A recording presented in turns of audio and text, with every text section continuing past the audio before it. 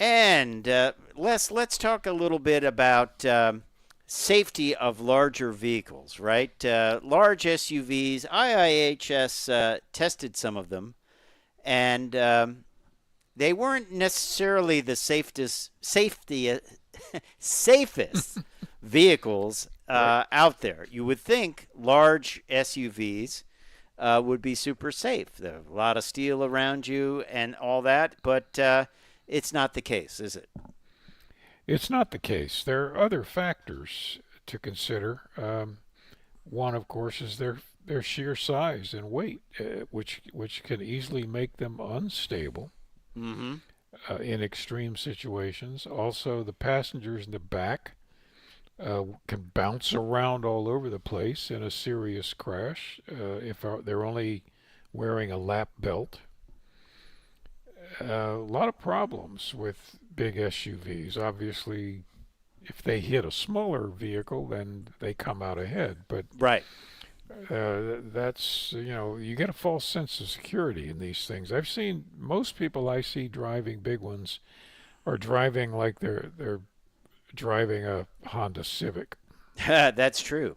Some of these You know, numbers, they tried out the Chevrolet Tahoe, the Ford Expedition, the Jeep Wagoneer.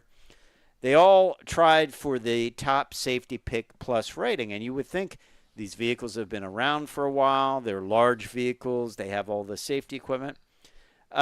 It didn't get the top safety pick, and the first two nope, didn't even receive distinction.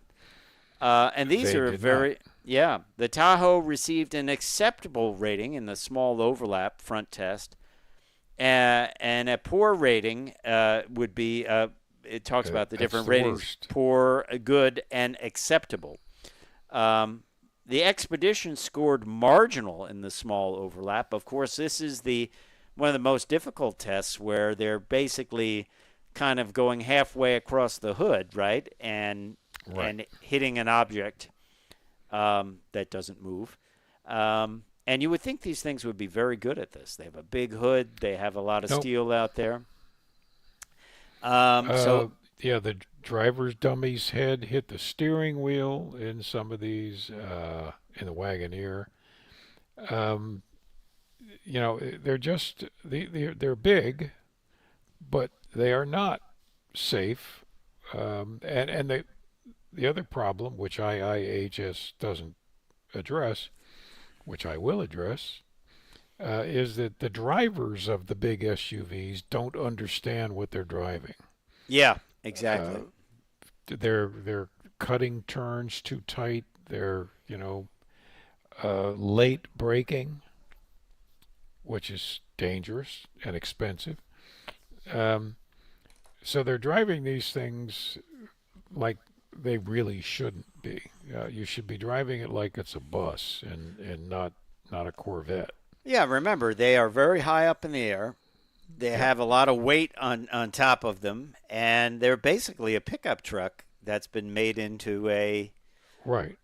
large SUV. Um, Yeah. so but as you said, when it comes down to them hitting a smaller vehicle, then the larger vehicle obviously will Sure. do better. Probably Sure. override the big vehicle, I would say, right?